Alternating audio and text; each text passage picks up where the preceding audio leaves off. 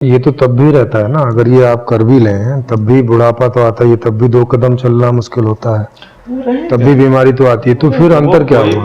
कोई भी महापुरुष, कोई भी बुद्ध ने पूरा दुनिया को बुढ़ापा में, ये उनका पर्पस भी नहीं है।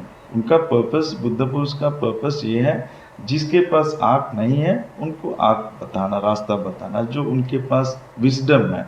मान लीजिए अंधकार है इधर, यहाँ रोशनी नहीं है, यहाँ बोल लीजिए, लेकिन हम लोग बात करते रहते हैं, रोशनी कब आएंगे, रोशनी कब आएंगे। लेकिन जिसके पास जो थोड़ा सा सोचने का शक्ति है, वो क्या कि दिया ले आके यहाँ रख देते हैं सामने। तो हम सभी लोग बात कर रहे थे यहाँ रोशनी नहीं है, लेकिन रोशनी नहीं बोलने से कभी रोशनी तो आएगा नहीं। उसके लिए उपाय करना, बुद्ध पुरुष ऐसे करते हैं। हम लोग सोचते रहते हैं, सोचते रहते हैं, लेकिन कोई उपाय सभी लोग नहीं सोच सकते, सभी लोग कोई उपाय ढूंढ नहीं पाएगा, सभी आदमी को मार्ग नहीं मिलेगा जिसके अंदर उस प्रकार की मतलब उस प्रकार की जो तीव्र ज्ञान आएगा, तीव्र पवित्रता आएंगी। लेकिन उस प्रकाश से तो लाभ तो, जैसे हम अगर भौतिक में अंधेरे में कोई प्रकाश ला के रख दे तो हमें लाभ होता है, माने हमें दिखने लगता है जो नहीं दिख रहा था। हाँ, तो लेकिन आपका आँख ये का आने लिमिट से, है ना, हाँ आपका आँख का जो हमारा हाँ है हाँ ना, हाँ, हमारा वो आँख का जितना है, लिमिटेड है, हाँ यहाँ तक जा जी जी सकते जी हैं। जी, वहाँ तक ही। तो इसमें भी जो कोई ज्ञान हमें प्राप्त हो या कोई दे या हम खुद से लें, तो उसमें तो कुछ लाभ होना चाहिए ना। लेकिन अगर फिर भी बुढ़ापा आता है, मौत आती है, बीमारी आती वो है, तो कभी तो आएगा, लाभ क्या हुआ फिर इस वो बार? सभी को आएगा। आपको तो फिर बुढ़ा, इसका लाभ क्या फिर हुआ? तो आगे जो आपका पुनर्जन्म, जो संसार चक्र है, आप एक जन्म तो लिए तो आपका कंट्रोल में नहीं है ना, जो मेरा कंट्रोल में है। आप बन गए, आदमी बन गया, मतलब एक जन्म लिया। अब इस जन्म मान लीजिए, इस जन्म में हम लोग आए, लेकिन हम लोग को ये नहीं पता है हम कहाँ से आए, हम्म। इतना तो नहीं पता, और ये भी नहीं पता है अभी हम कहाँ जाना है। ठीक लेकिन है। ये है, बुद्ध ये बताता, तुम कहाँ से आएगा ये तो तुम्हारे बस की बात नहीं है, कंट्रोल में नहीं। लेकिन अभी जो है, अभी तुम अगला जो है कदम, ये तुम्हारे हाथ में, तुम ठीक कर सकते। फिर तुमको आना है या इस प्रकार के संसार में फिर जाना है, और इस लाइफ अगर खुशी है। नहीं, लेकिन वो तो आना तो होगा ही, इसको तो कैसे छोड़ सकते हैं? क्या? मतलब ये जो पूरा का पूरा जिससे हम बने हुए हैं, ये तो फिर से प्रोसेस में हाँ, चला ये जाएगा। प्रोसेस में जाएगा। हम चाहे ज्ञानी हो या ना हो, नहीं, बिल्कुल ये, तो फिर कौन नहीं आएगा नहीं दोबारा? नहीं, बिल्कुल देखिए, यही तो फर्क है।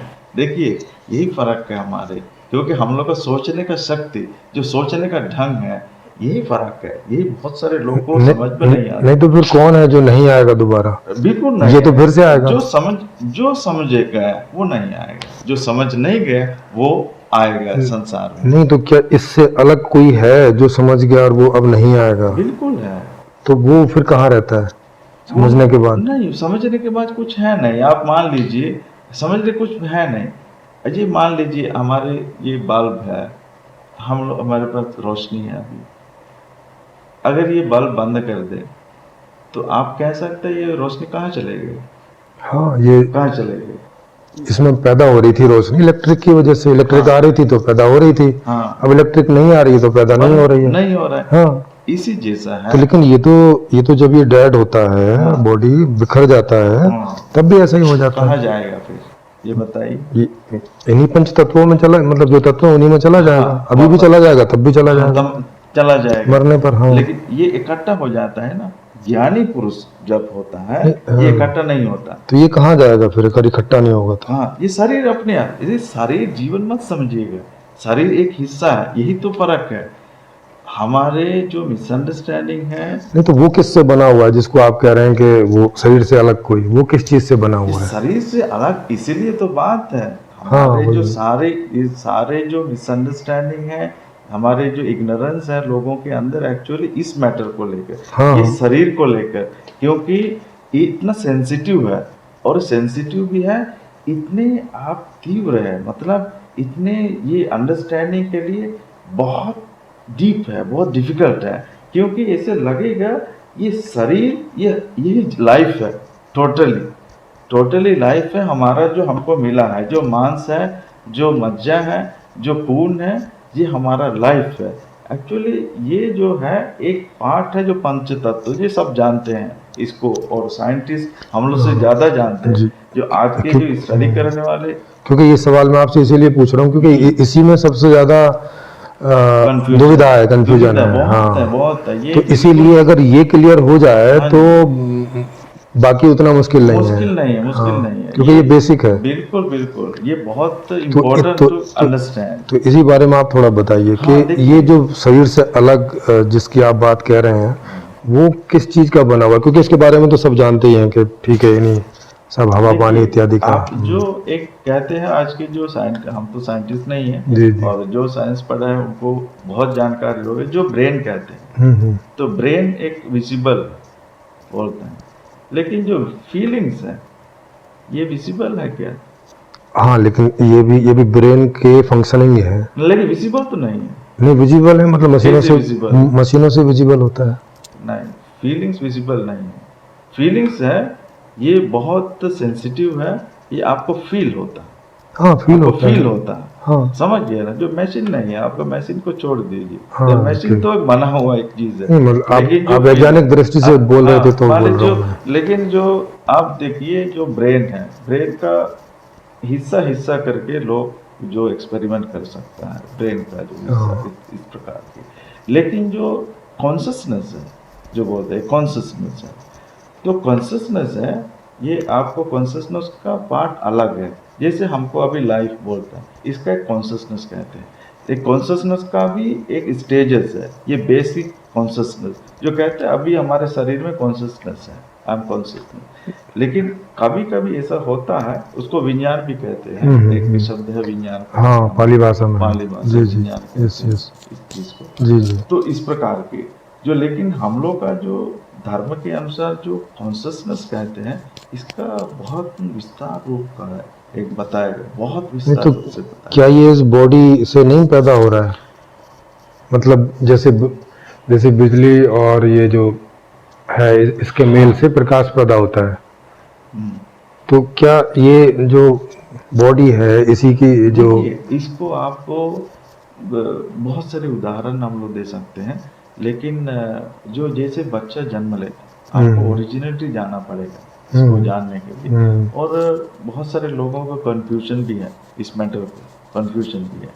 और आप अगर देखा जाएगा तो जो फ्रॉम द टेक्स्ट आपको बहुत कम समझ में आएगा बहुत सारे लोगों को, लेकिन आपको इसको जो बहुत गहरी से आप अगर ध्यान करेंगे तो आपको जो ओरिजिनलिटी है, आपको कुछ चीज़ है, हमारे जो सामान्य माइंड है, सामान्य कॉन्शियसनेस ने आपको अंडरस्टैंडिंग रियलाइज करना बहुत मुश्किल है।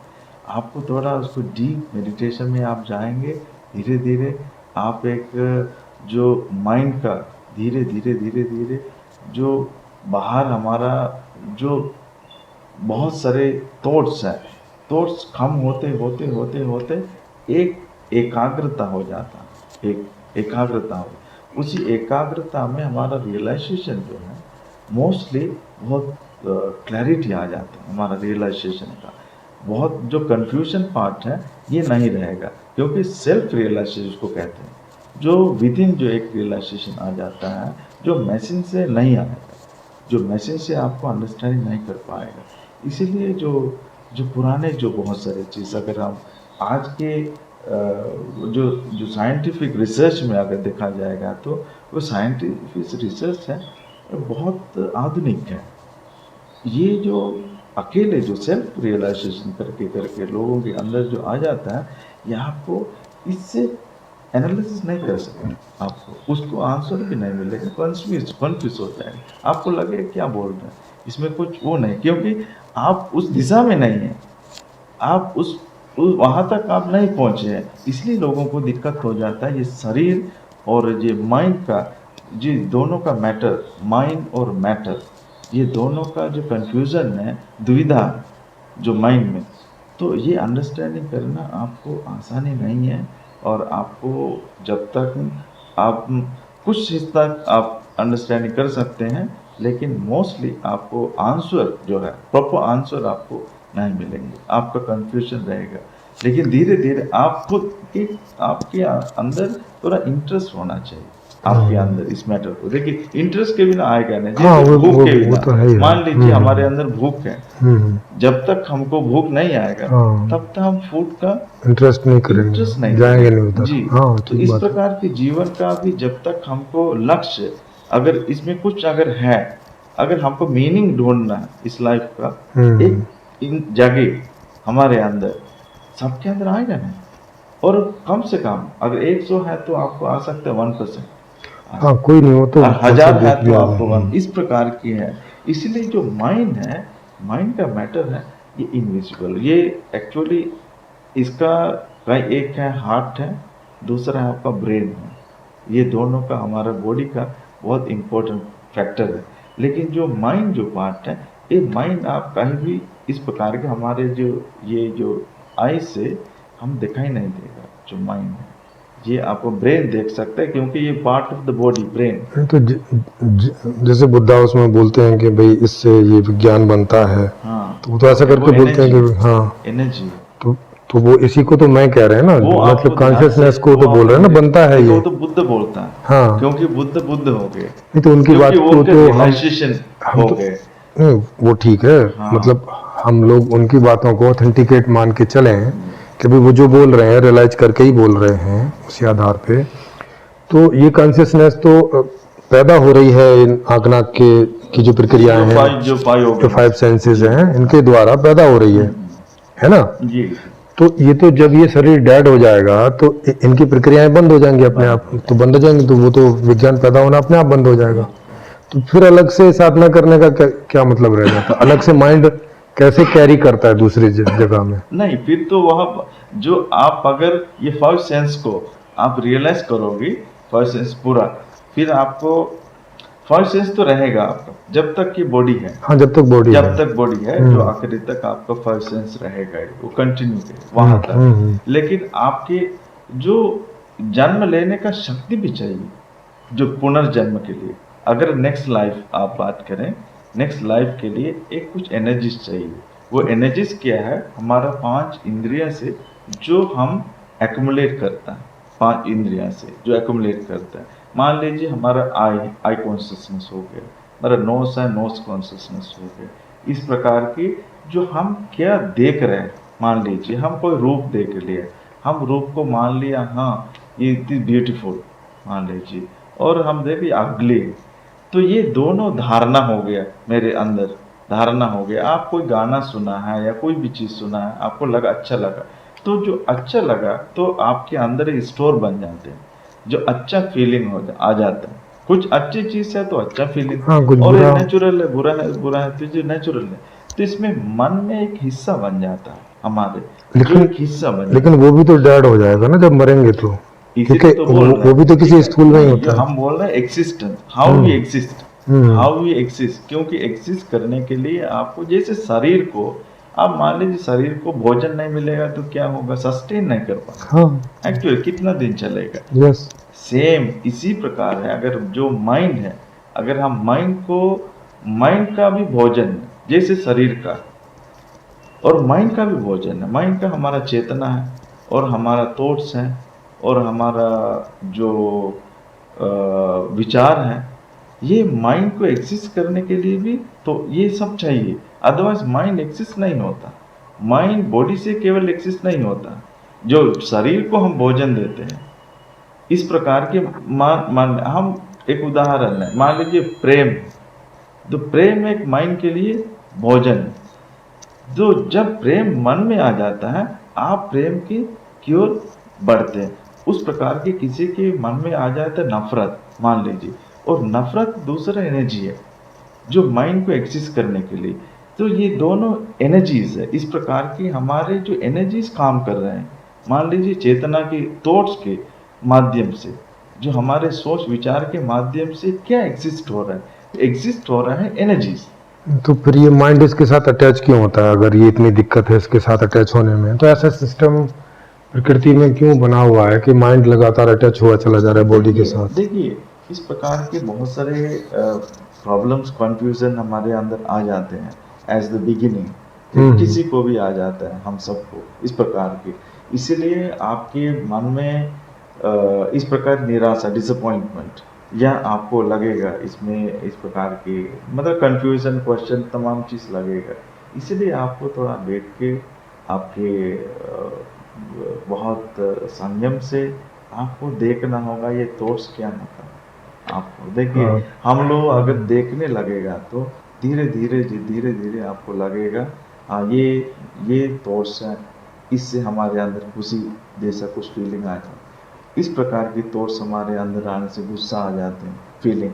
ये थॉट प्रोसेस को आपको ऑब्जर्व करना होगा। ये मोस्टली आप जब ये तो जैसे मैंने किया तो मुझे तो ये पता चलता था कि बाहर कोई परिस्थिति पैदा होती थी और उसमें मुझे अच्छे और बुरे थॉट्स, फीलिंग, एक्शन, रिएक्शन ये सब होता था। जी बाहर जो कोई सिचुएशन, अगर बाहर सिचुएशन डिफरेंट है तो डिफरेंट फीलिंग, जी डिफरेंट एक्शन, डिफरेंट रिएक्शन। जी तो ये तो बाहर की वजह से होता था, मतलब हाँ मैं तो बाहर की खाली वजह रिफ्लेक्शन हाँ करता था। एक्चुअली यही तो बात है, जो बाहर है हमारा जो हम उसी का विक्टिम्स हो जाते हैं मोस्टली। बाहर का है सब कुछ चल रहा है, बाहर बाहर सब कुछ एक्चुअली, क्योंकि हम रिएक्शन करते हैं, मोस्टली हम रिएक्शन हो जाते हैं। दूसरी बात है जो बाहर की चीज़ों से हमारे अंदर डिस्टर्ब भी हो जाता है, और इसलिए लोगों का जो ज़्यादा परेशानी क्या है, लोग हमेशा अपने आप बाहर पर खुला हुआ है, हम हमेशा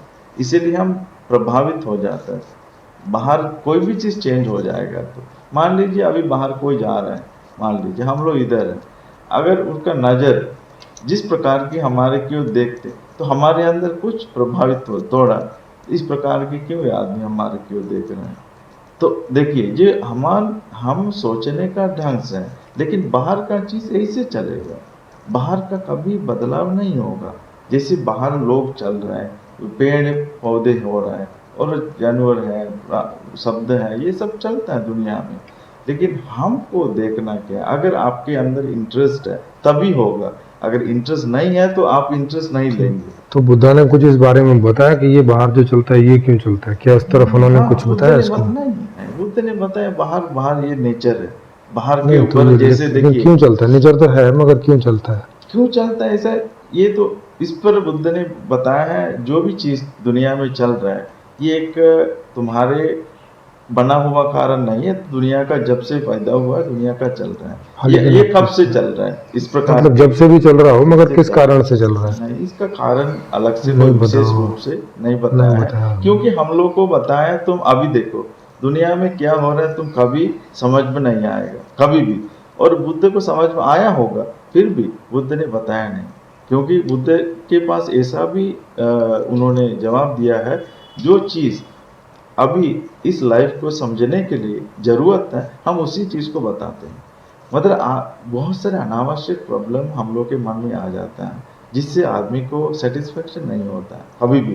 मान लीजिए जो ढूंढते ये दुनिया कब से बन गया, एक उदाहरण के रूप में, तो भाई दुनिया कब बन गया है तो हमको उससे कोई मतलब नहीं है अभी, इसीलिए मतलब नहीं है। अगर मान लीजिए आप हिस्ट्रियन, आप मान लीजिए हिस्टोरियन हैं और ये आप ढूंढते हैं दुनिया के विषय के बारे, आप ये आपका सब्जेक्ट हो गया, लेकिन जो सच के खोज में सचमुच में आपको सच जानना चाहते हैं आपके अंदर दुनिया में, बोले बुद्ध ने दुनिया का सच तुम छोड़ दो, दुनिया के सच छोड़ दो, लेकिन तुम तुम्हारे बारे जान लो। एक उदाहरण आपको स्टोरी कहते हैं जी नहीं, लेकिन इससे तो फर्क पड़ेगा ना, अगर हम इसका खोज जान लें तो और उसको न्यूट्रलाइज कर दें तो बात ही खत्म हो जाएगी। देखिए भाई वो कभी नहीं होगा। हाँ आप वो अपने मन को देखिए वो कैसे नहीं होगा, वो अगर उन्होंने जाना उसको और कहीं कहा है तो, क्योंकि आप बनते हैं आपने ज़्यादा पढ़ा होगा, मैंने ट्राई किया है काफ़ी पढ़ने का और ये सब करने का,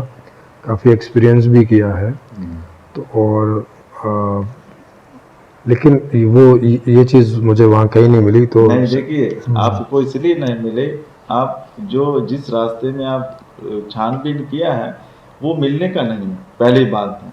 अगर जो मिलने का नहीं है, मान लीजिए जैसे आप वहाँ गए हैं जो राजस्थान में हो या आप जो डेजर्ट में, अगर आप पानी के लिए ढूंढते हैं आपको पानी मिलेगा नहीं, वो वहाँ जैसे जिस जगह में आप गए हैं हाँ। इस प्रकार की जगह है वहाँ, तो बुद्ध के एक उदाहरण आपको बताया था। एक व्यक्ति आए बुद्ध के पास, आके उन्होंने बोला हमको ये आपका लाइफ जो इस जीवन हमको पसंद है और हम चाहते हैं एक सन्यास बने, आपके साथ रहें और ज्ञान अर्जित। तो बुद्ध ने बोला ठीक है। तो उन्होंने कुछ बताया है, कुछ शिक्षा बताया, दीक्षा बताया, इस प्रकार के काम करो। तो 3-4 दिन 5 दिन 6 दिन रहने लगा। और बहुत भिक्षु एक्चुअली जो सन्यास का तो कुछ कुछ नियम होता है, कुछ कुछ ऐसे मोनास्टिक रूल्स होता है। तो फिर एक दिन आके बुद्ध को बोला है ये आपके जो रूल्स है, नियम है, ये बहुत ज़्यादा है, ये हम तो नहीं, हमसे तो नहीं सकेगा, इतना हम नहीं कर पाएंगे। तो फिर हम घर वापस जाए वहाँ परिवार के जीवन में। तो फिर बुद्ध ने बोला तुम कितना कर सकते? तो फिर इतना तो ज़्यादा है, हम कर नहीं पाए। तो बुद्ध ने बोला एक काम करो, तुम करो, तो तुम्हारा चित्त है, तुम्हारा मन है, तुम इसको तुम कंट्रोल करो, तो इसको तुम ऑब्जर्व करो। तो एक तो हम किसी भी तरह कोशिश करेंगे, आपके मन को देखने के लिए हम प्रयास करेंगे। तो इस प्रकार के प्रयास किया है। कुछ दिन के बाद वो अपने जो अंतर दृष्टि है उनके आने लगा धीरे धीरे अपने बारे। देखिए हम अपने बारे में जानने लगेगा तो दुनिया में क्या हो रहा है और ये भी जानने आएगा। तो हम अपने लिए जो हमारे मन को अगर नहीं जानेंगे, आप जितना भी दुनिया को ढूंढने लगे और आप करते रहिए, रिसर्च करते रहिए, निरीक्षण करते रहिए, आपको सच्चाई नहीं मिलेगा। क्योंकि सच्चाई हमारे साथ है, बाहर नहीं है। बाहर हम देख रहे हैं वो एक दौड़ है जो रनिंग है, लेकिन हम तो उसी में से आए हैं ना, उसी का हिस्सा है। अगर वहां पे रोक दिया जाए, नहीं वहाँ मतलब क्या है, यही तो है सब, वहाँ बोल के कुछ नहीं वहाँ जो नहीं, लेकिन ये तो वहीं से आ रहा है। नहीं, ये तो हमें दिख रहा है कि ये तो वहीं से आ रहा है ना। कहीं नहीं, सब कुछ इधर। मान लीजिए बाहर क्या है, एलिमेंट्स है, हाँ तो इधर है। हाँ, तो इधर तो जो हमारे अंदर है वही तो मार है ना। तो मान लीजिए हमारे अंदर क्या है, एलिमेंट्स है हमारे अंदर। मान लीजिए हमारे अंदर क्या है, हमारे अंदर है और हीट है, ठीक है। बाहर क्या है, बाहर क्या है, हाँ बाहर भी हीट है ना। हाँ, तो कोल्ड है हमारे अंदर। हाँ, तो बाहर क्या है, हाँ कोल्ड है। और उसके बाद है जो 5 तत्व है, समझ गया। तो ये अंदर है, तो बाहर भी है। तो इसीलिए आप पहले अंदर तो देख लो, बाहर जाने से पहले। हाँ, मतलब अंदर हम देख लेंगे जो 5 तत्व है, ये 5 तत्व नेचर क्या है। फिर जो बाहर जो चल रहे हैं किसके पास, वो हमारे सामने है 2 लोग, तो जो हमारे अंदर है इनमें भी उतना ही है। समझ गया ना। तो बाहर हम किसको कहें, गाड़ी में क्या है, गाड़ी में तो वही सब चीज है। नहीं, गाड़ी में नहीं, ये जो समष्टिक पूरा है, मतलब पेड़ है। अब क्या है, तो पहाड़ है। हाँ, ये तो पूरा, ये पूरा जो है, तो वहाँ हम कुछ ऐसा नहीं कर सकते क्या कि वहीं पर ही स्टॉप कर दें और ये सिलसिला ही बंद हो जाए। ऐसे कोई स्विच हाँ, कोई स्विच या कुछ तो होगा वहाँ पर, क्योंकि स्विच आपके पास है। देखो ये चल रहा है ना वहाँ से, जब ये वहाँ से चल रहा है। स्विच हमारे अंदर है, एक स्विच है, जो स्विच आपके अंदर है, जो आपके जो सही जो सम्यक दृष्टि है, सम्मा दिट्ठि जिसको कहते हैं, राइट विजन। लेकिन यहाँ है तो वहाँ भी होगा ना, क्योंकि अगर वहाँ नहीं है तो यहाँ कहाँ से आ गया। आप वहाँ से नहीं देख सकते, आप अंदर से। हाँ, मतलब यहाँ से देख के, और हाँ फिर आप देखिए, तो करना तो वहाँ है ना। पहले अपने अंदर, आप अपने अंदर देख लीजिए। नहीं, ये तो कंफ्यूजन है। आप बाहर दुनिया के आप चलते जाइए, पूरा दुनिया में देखते आइए, लेकिन जब तक हम हमारे अंदर नहीं देखेंगे, आप कभी भी दुनिया के बारे पूरा जान लीजिए। बहुत आप देखिए ना, दुनिया के बारे कितने लोग छानबीन कर रहे हैं। आप साइंटिस्ट देखिए, साइंटिस्ट पूरा दुनिया छानबीन कर रहे हैं, पूरा दुनिया को, आसमान में जा रहे हैं, आप चांद में जा रहे हैं। वो तो दूसरे ढंग से कर रहे हैं ना, वो तो उस तरह से नहीं कर रहे ना। हाँ यही तो है, मतलब उनको तो ये सब रोकने के लिए नहीं कर रहे ना वो तो। हाँ देखिए, बुद्ध का तरीका है दुनिया को नहीं देखना, अपने आप को देखना। जो बुद्ध पुरुष का जो विधि है, जो उनके आपको जो गाइड करेंगे, आपको दुनिया को देखने के लिए नहीं, अपने आप को। नहीं, दुनिया मतलब मैं दूसरे लोगों को देखने की बात नहीं कर रहा। दुनिया का मतलब है कि जिस कारण से ये शरीर कारण तो एलिमेंट्स है बन रहा। हाँ, तो अब इन एलिमेंट्स का भी कोई कारण होगा। देखिए एलिमेंट्स का कारण क्या है, एक बुद्ध ने बताया, एक है तृष्णा। देखिए तृष्णा तृष्णा तो अभी है ना, बॉडी बनने के बाद। नहीं, तृष्णा है ये कंटिन्यूटी है। तृष्णा इसका कोई अंत नहीं है, तृष्णा है इसका कंटिन्यूटी। ये रोशनी है, हमारे लिए करंट है, करंट का कंटिन्यूटी। नहीं तो फिर हम तृष्णा को नहीं जो वहीं पे यही स्विच वहीं पे है, खत्म कर यही दें। स्विच है। तो इधर नहीं ना, उधर वह नहीं है तृष्णा। जब हमारे जब अंदर हम बोले हम अंदर से बाहर जुड़ जाते हैं। प्रॉब्लम ये है जो हमारे हमारे जो अंदर का जो थॉट्स है, मान लीजिए हमारे अंदर कुछ भी नहीं है, मान लीजिए अभी इस वक्त, लेकिन अचानक कुछ चीज बाहर घट गया, हमारे नजर घट गया बाहर, कोई चीज आप मान लीजिए, तो घटने के तुरंत आपके मन में क्या आ गया, हाँ ये चीज अच्छा है, तो बाहर वस्तु है एक, तो हमारे अंदर दृष्टि है, और दृष्टि और वस्तु दोनों का घटन हो गया। घटन होने के तुरंत एक जो निकला उसको कहते मेरा, हाँ ये बहुत अच्छा लगा, हाँ ये अच्छा लगा। जो फीलिंग्स है जो आपको अच्छा लगा है, इस फीलिंग हमारे अभी मन में रहेगा, अभी उसको हम सपना में देख सकते, इसको हम कैसे पाओ, किस पर कैसे पाए, कब, तब हो गया हमारा डिजायर पाने का, जो पाने का डिजायर हो गया। तो जब तक नहीं मिलेंगे हम कोशिश करते रहे इसको पाने के लिए, तो पाने का मतलब मेरा बस में करना उसको। दूसरा है जो चीज हमको पसंद नहीं है तो वो भी हमारे अंदर रहेगा, क्योंकि ये कभी भी हमको नजर में नहीं आज के बाद नहीं आना चाहिए, लेकिन ये भी हमारे इधर है, इधर एक हो, अभी दोनों हो गया, बार बार दोनों आ रहे हैं। इस प्रकार की हर चीज हमारे जो 5 इंद्रियां हैं, इससे आपको जो भी घटना होगा बाहर, इस घटना हमारे हमेशा चलते रहेगा। इस घटनाओं को बंद करने के लिए आपको रियलाइज करना हो, ये कारण बाहर नहीं है, कारण भीतर है। जो भीतर कारण है इसमें आप कंसीव करते हैं, जो चीज परसीव करता है। अभी आप भंते शिवलिंग जी को सुन रहे थे, ये दूसरा पार्ट है उनका। पहले पार्ट के लिए यहाँ ऊपर आप देखेंगे आई के निशान पे आपको लिंक मिल जाएगा, तो वहाँ से आप पहला पार्ट उनका देख सकते हैं।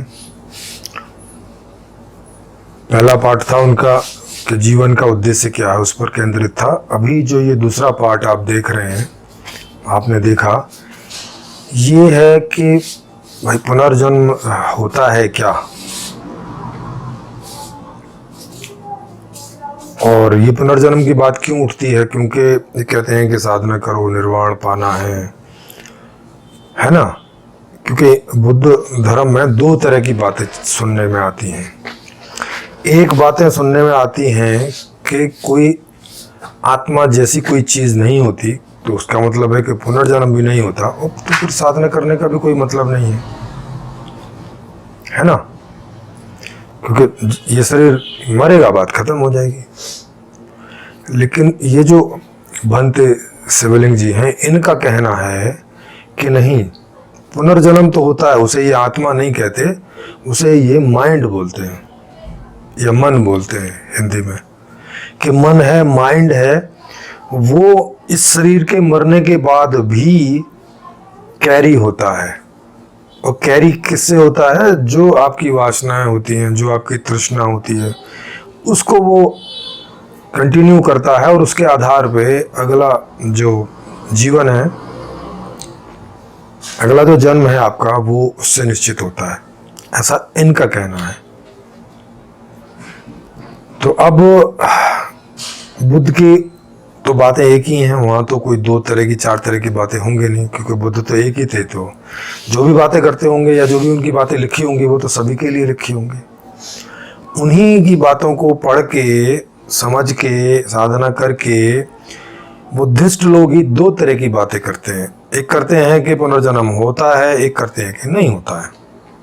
वो उनकी उन कहानियों को, जो पुनर्जन्म की कहानियाँ हैं, उनकी खुद की बोली हुई या किसी और ने उनके नाम से लिखी है, जो भी कुछ व्हाटएवर, हिस्ट्री के रूप में हमें नहीं पता कि इसमें कोई मिलावट हुई नहीं हुई, क्या हुआ, क्या सच है, क्या झूठ है। अभी तो हमारे सामने जो उनके ग्रंथ हैं, त्रिपिटक हैं, तो उन्हीं के आधार पे कोई बात आगे बढ़ेगी। तो अब जो भी बनते जिस भी तरह की मान्यताओं वाले हों, कोई पुनर्जन्म की मान्यताओं वाले हों, तो उनसे पुनर्जन्म की बात होगी, उस आधार पे चर्चा चलेगी। और जो कोई पुनर्जन्म को नहीं मानने वाले, वो कुछ दूसरा मानने वाले, तो उनसे उस तरह की बात चलेगी, उस तरह की चर्चा चलेगी। और उस चर्चा में उनसे पूछा जाएगा कि भाई ये जो बुद्धिस्ट पूरी फिलॉसफी है, पुनर्जन्म होता हो तो भी और पुनर्जन्म नहीं होता हो तो भी इसका क्या हम लोगों के जीवन में उपयोग है, ये हमें कैसे उपयोगी है, दोनों तरह से हम देख लें। तो जिस भी प्रकार के बनते मुझे मिलते हैं, मैं उन्हें उसी प्रकार से जांचने समझने का प्रयास करता हूं और आप लोगों के सामने इन सब चीज़ों को मैं रखता हूं। तो ये जो बनते शिवलिंग जी हैं, इनका मानना है कि पुनर्जन्म होता है, और लेकिन वो उसको आत्मा ना बोल के माइंड बोल रहे हैं। तो एक तरह से बोले कि वो भी आत्मा को ही मान रहे हैं, थोड़ा कुछ डिफरेंट गुणों के साथ। जैसे सनातन धर्म में तो एक ऐसी आत्मा का मानक है कि वो कभी न मरती है, न जन्म लेती है, और हमेशा फॉर एवर रहती है, उसका होना कभी समाप्त नहीं होता, उस तरह की बात होती है। लेकिन ये एक ऐसे माइंड की बात कर रहे हैं कि नहीं, वो यहाँ कैरी तो करता है मगर उसको समाप्त किया जा सकता है, उसको नष्ट किया जा सकता है। इस तरह के थोड़े बहुत अंतर हैं। लेकिन पुनर्जन्म होता है तो एक प्रकार की आत्मा को ये मानते ही है। अब उसका नाम ये माइंड रखें, कुछ भी रख दें उसका नाम, कोई कुछ भी बोले, कोई रूह रख दे, कोई आत्मा बोल दे, कोई माइंड बोल दे, कोई चुक चुक बोल दे, कोई पुक पुक बोल दे, कोई टुक टुक बोल दे, अब कुछ भी नाम बोल दो, वस्तु तो गुणों से और उसकी आकृति से जानी जाती है। तो ये जिस भी कॉन्शियस की बात कर रहे हैं वो पुनर्जन्म वाली है, ऐसे करके आप समझ लीजिए कि उसका पुनर्जन्म होता है। और पुनर्जन्म का ये कारण मान रहे हैं कि जो हमें तृष्णा होती है, वासनाएं होती हैं, उन्हें माने जो हमें इच्छाएं होती हैं, और इसको ये अपने अंदर ऑब्जर्व करके उसे देखकर और नाश करने की बात करते हैं कि बस वासना नहीं रहेगी तो ये जो माइंड के पार्टिकल हैं, माइंड के जिनसे माइंड बना है, तो वो डाइल्यूट हो जाएगा। अब लेकिन वो डाइल्यूट होके वो तो फिर कोई और तृष्णा में यूज हो जाएगा। जैसे हमारा भी तो सबसे पहला जन्म तो बिना तृष्णा के ही हुआ होगा ना, हमें तो कोई तृष्णा रही नहीं होगी। वो तो पार्टिकल्स हैं, उनमें कोई अंदर तृष्णा है जिस वजह से वो ऐसे होते होते आदमी बनते हैं, और फिर आदमियों में और तृष्णा का आगे एक प्रवाह, एक धारा बहती है। और मैंने उनसे ये भी जानने की कोशिश की कई बार कि भाई ठीक है, आपकी बात को थोड़ी देर के लिए मान लेते हैं डिस्कशन के लिए कि ठीक है, माइंड का पुनर्जन्म होता है, इसका प्रवाह चलता है, तो इसका प्रवाह तत्वों में होगा। तो उन्होंने उसको हाँ नहीं किया, जबकि एक लॉजिकल सी बात है कि अगर हमारे अंदर कोई चीज़ है, आ रही है, तो वो बीज में होगी, माने वृक्ष में जो है वो बीज में भी होगी, नहीं तो वृक्ष में कहाँ से आएगी। तो उन तत्वों में ये होगा कि भाई वो नहीं तो वो ऐसे आदमी का शरीर कैसे बन गया, पहले आदमी का शरीर कैसे बन गया आखिर। तो तत्वों में इसकी पॉसिबिलिटी, इसका संयोजन, इसका एक प्रवाह चला आ रहा था ना, तभी तो ये यहाँ तक पहुँचा, नहीं तो कैसे पहुँच सकता है। तो मैंने कहा कि क्यों ना उस प्रवाह का जो कारण है तत्वों में, समष्टि में, इस नेचर में, उसको जानकर उसको क्यों ना रोक दिया जाए, तो ये लफड़ा ही खत्म हो जाए। वही नहीं कभी आगे पहुंचेगा और आदमी बनेगा और ये सब होगा। तो पहले तो उन्हें देर से समझ में आया, वो यही बोलते रहे कि नहीं बाहर भी तो तत्व है, अंदर भी हैं, इधर देखो, इधर नहीं, वो तो ठीक है, हम अभी इधर देख लें, पहले इधर देख लिया, अब बाहर देख लें, बाहर देख लिया, तो अब इधर जो कारण है जन्म लेने का, पुनर्जन्म लेने का, तो वहाँ भी तो कारण होगा ना फिर, क्योंकि हमारा जन्म तो वहीं से हुआ है ना। तो अब वहाँ भी कारण होगा, यहाँ भी कारण होगा। तो जैसे आप यहाँ इस कारण को समाप्त करने की बात कर रहे हैं, वैसे ही वहाँ इस कारण को समाप्त करने की बात क्यों नहीं कर रहे? या कि आपसे संभव नहीं है? कारण तो है मगर आपसे संभव नहीं है, बहुत बड़ा कारण है, हमारी क्षमता के बाहर है, ऐसा है क्या कुछ? तो इसमें वो बोलते हैं कि नहीं, पता नहीं, बुद्ध को या तो पता नहीं होगा, पता भी होगा तो उन्होंने बताया नहीं, इस बारे में कोई बातचीत की नहीं है कि हम बाहर के कारण को ढूंढ के और उसका निराकरण कर दें तो ये शरीर पैदा वैदा होने का झंझट खत्म हो जाए ना, बात ही समाप्त हो जाए। ये क्या मतलब, प्रकृति में तो लगातार शरीर बने चले जा रहे हैं, अब फिर हम यहाँ इनको समझ के ये करके वासना हटाओ, ये हटाओ, वो हटाओ, इस तरह के कामों में लगे हुए हैं। मतलब ये ऐसा हो गया कि प्रकृति ये हों ऐसा करने में लगी है और हम ना हों ऐसा करने में लगे। मतलब हम प्रकृति के खिलाफ हैं, हम माने जो प्रकृति से ही पैदा है वो प्रकृति से ही युद्ध करने में लगा है। तो ये कोई जीवन तो हुआ नहीं, ये कोई तरीका तो हुआ नहीं, ये कोई वो सच्चाई तो हुई नहीं जिसे ये बोल रहे हैं कि सच है। भाई सच तो ये है कि नेचर में लगातार जीवों की उत्पत्ति हो रही है, फिर जीव भी और जीवों की उत्पत्ति कर रहे हैं, ये सच है, ये ट्रूथ है।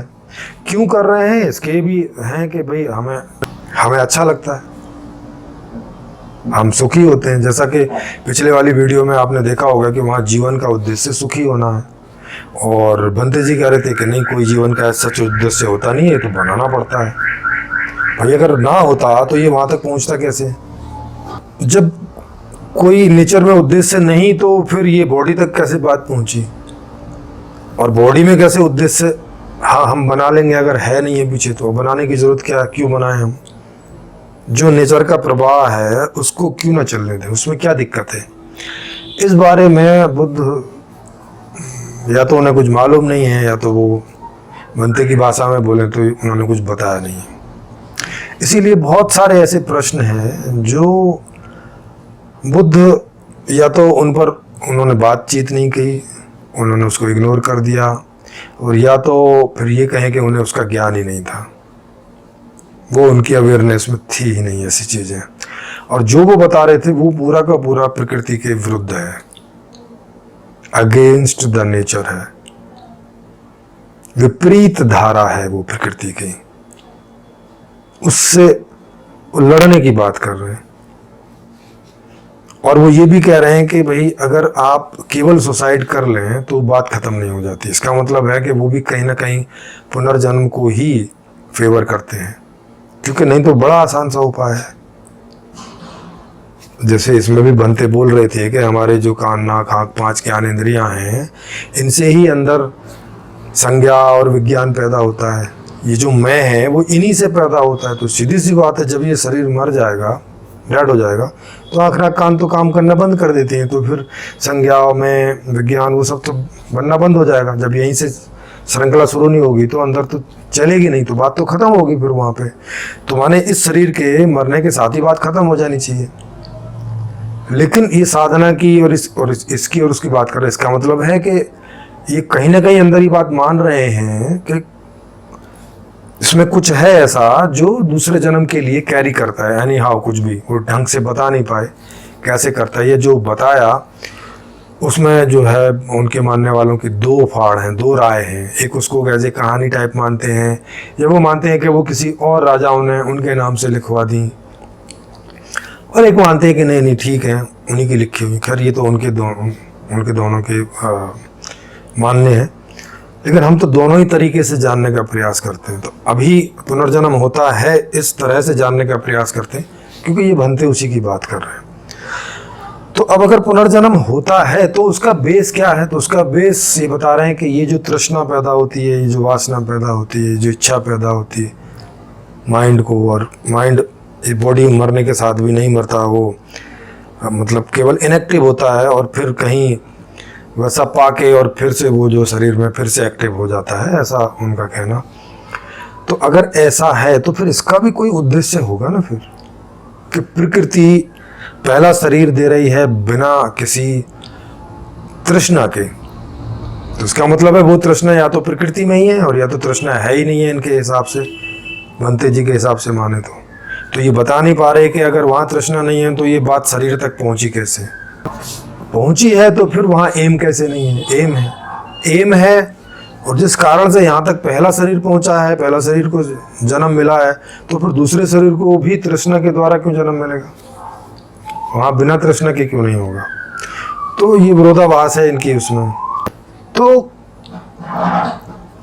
जब पहला हमारा जो जन्म है वो प्रकृति के किसी कारण से हो सकता है, क्योंकि उसमें हमारा तो कोई कारण नहीं, हमने तो कोई तृष्णा वृष्णा नहीं की। तो जब ऐसा हो सकता है कि हमारा पहला जन्म प्रकृति के कारणों से हो सकता है, तो भाई बाकी जो सारे जन्म हो रहे हैं किसी भी जीव के, वो प्राकृतिक कारणों से लगातार होते हुए क्यों नहीं रह सकते? जब प्रकृति में ऐसा पूरा एक बहाव है, एक ऐसी पूरी धारा है, तो उसके लिए ये ढूंढने की क्या जरूरत है? तो ये आप देख सकते हैं कि कितना बड़ा विरोधाभास है ना इसमें। आपको इसमें साफ स्पष्ट नजर आएगा कि कितना बड़ा विरोधाभास है। इस सवाल का जवाब नहीं है कि जन्म होने के लिए तो प्राकृतिक जो कारण है वही काफी है, उसमें और कोई कारण देखने की क्या जरूरत है? क्योंकि अगर ये तृष्णा वाला कारण देखोगे तो, और इसको प्रकृति में नहीं पाओगे, आप बोल रहे हो कि नहीं प्रकृति में नहीं है, तो फिर ये पहला जन्म तो कैसे हो गया? फिर उसका उनके पास जवाब नहीं होगा। और अगर तृष्णा से ही पुनर्जन्म होते हैं इसी कारण से, तो इसका मतलब है कि ये तृष्णा हम में नहीं प्रारंभ हुई, हमारे अंदर इसका प्रारंभिक बिंदु नहीं बल्कि नेचर के अंदर है, प्रकृति में ही तृष्णा है, वही जी के सुख और इत्यादि को लेना चाहती है।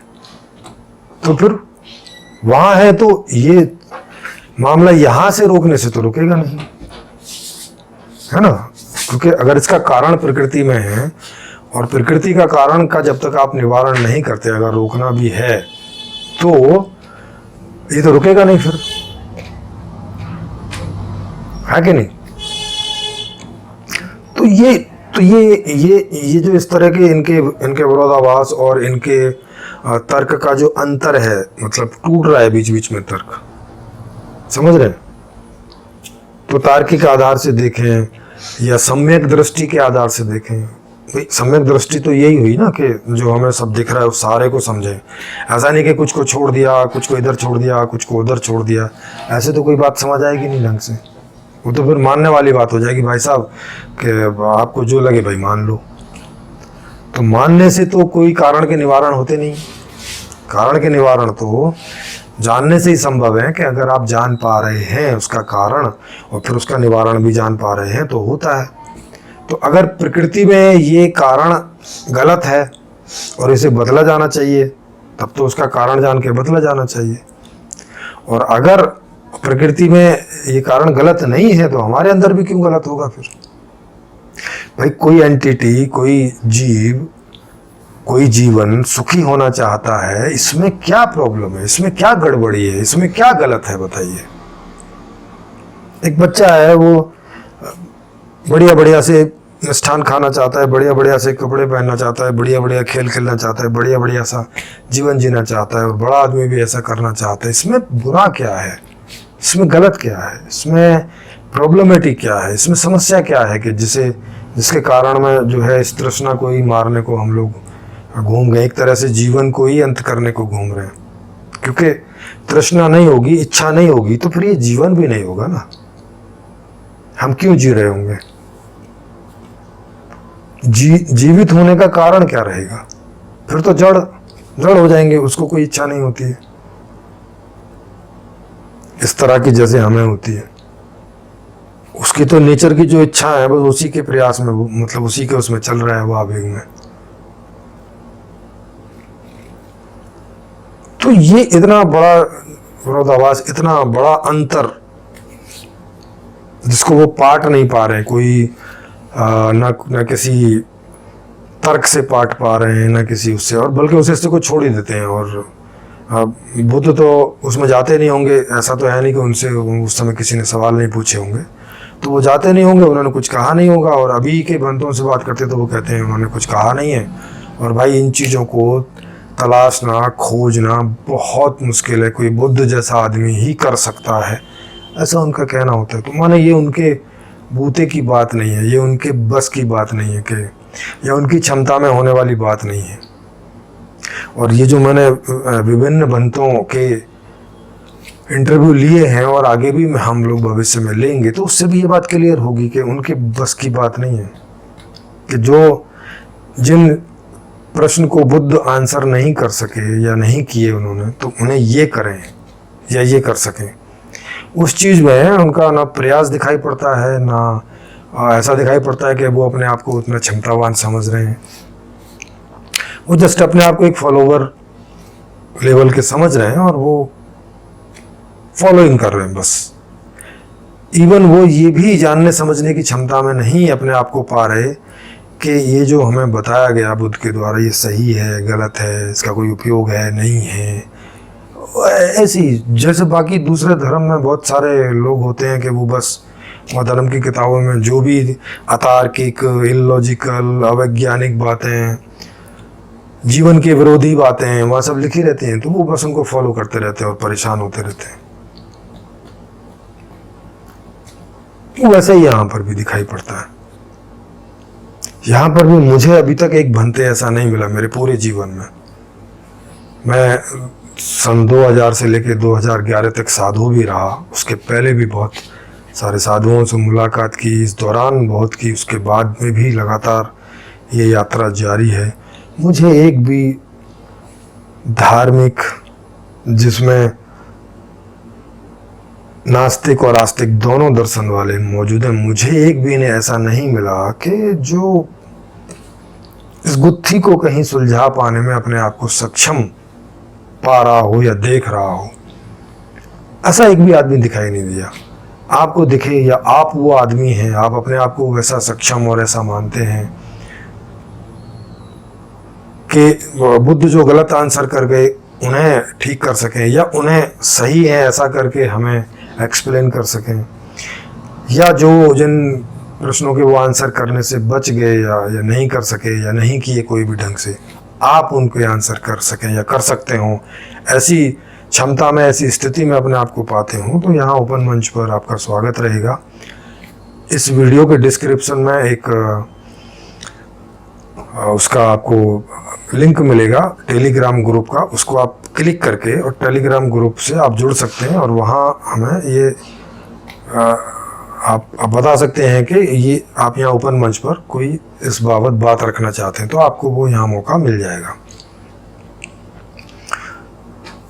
तो आज का जो पूरा टॉपिक था वो कुल मिला के इसी बात पर था कि भाई जन्म का कारण, फिर जन्म से बाहर निकलने का उपाय। तो ये जिस उपाय की बात कर रहे हैं वो उपाय ये यहाँ देख रहे हैं कि मनुष्य में जन्म के बाद पैदा होता है और अगर उसको हम न्यूट्रल कर दें तो फिर जन्म नहीं होगा। अरे भाई, तो पहला जन्म जो नेचर के कारण हुआ वो कारण तो एज इट इज है। अगर ऐसा हो भी कि अभी पहला जन्म जो हुआ वो नेचर के कारण हुआ और अब जो जन्म होगा वो आपके इस जन्म के कारण होगा, ऐसा क्यों करके होगा? जन्म का तो जो कारण होता होगा वही कारण रहेगा ना, यूनिवर्सल। ऐसा थोड़ी है कि मेरा कारण कुछ है, आपका कुछ है और नेचर का कुछ है और उसका ऐसे कर, ये तो अवैज्ञानिक मामला हो जाएगा। ये तो ऐसे हो जाएगा कि सब कुछ यहाँ अलग अलग है, कुछ एक दूसरे से जुड़ा हुआ नहीं है। ये तो ऐसे हो जाएगा जो कि इम्पॉसिबल है। इसमें सबसे सही बात तो ये है कि ये एक ही कारण है और नेचर में ही वो तृष्णा या वो वासना या वो इच्छा है कि वो जीवित हो, जैसा मनुष्य है, जैसे दूसरे जीव हैं इस प्रकार का, और उसमें वो सुखों का उपभोग करे जब तक उसकी इच्छा होती रहे। ये सिंपल सा समझ में आता है। तो ये दोनों का एक ही कारण है।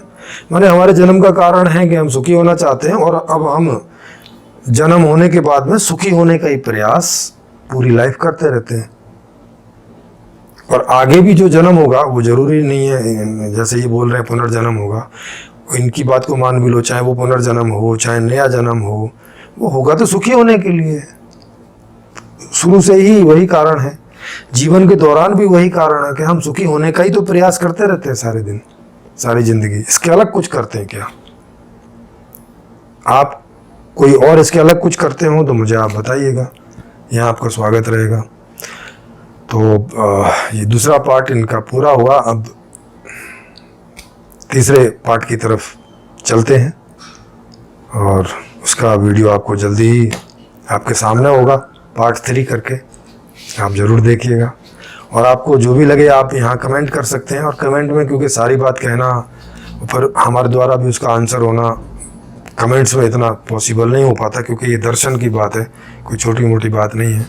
तो ज़्यादा अच्छा हो के ऑनलाइन ओपन मंच में आप जुड़ें, चाहे वहाँ आप वक्ता के रूप में जुड़ें, चाहे वहाँ आप प्रश्नकर्ता के रूप में जुड़ें, जैसे भी जुड़ें, तो वहाँ अच्छे से चर्चा होती है इस बारे में और अच्छे से किसी सही निर्णय पर पहुंच पाते हैं, या क्या चीज़ गलत है क्या चीज़ सही है, इस बात का निर्णय बड़े अच्छे से बड़े आराम से हो पाता है जी। इस नई व्यवस्था में नया अर्थशास्त्र, नया राजनीतिक शास्त्र, नया समाज शास्त्र, नया शिक्षा शास्त्र होगा।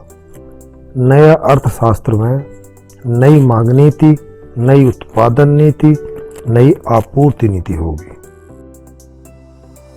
नई न्यायकारी व्यवस्था को विस्तार से समझने के लिए मेरी लिखी पुस्तक संपूर्ण समाधान को फ्री में डाउनलोड करके पढ़ सकते हैं। इसमें सही अर्थशास्त्र सहित सारी व्यवस्था को विस्तार से समझाया गया है। इसका लिंक नीचे डिस्क्रिप्शन में आपको मिल जाएगा। इसे शेयर करें, सब्सक्राइब करें और घंटी को भी क्लिक करें ताकि आने वाले वीडियोज का आपको नोटिफिकेशन मिलता रहे। इस वीडियो को देखने के लिए आपका हार्दिक धन्यवाद।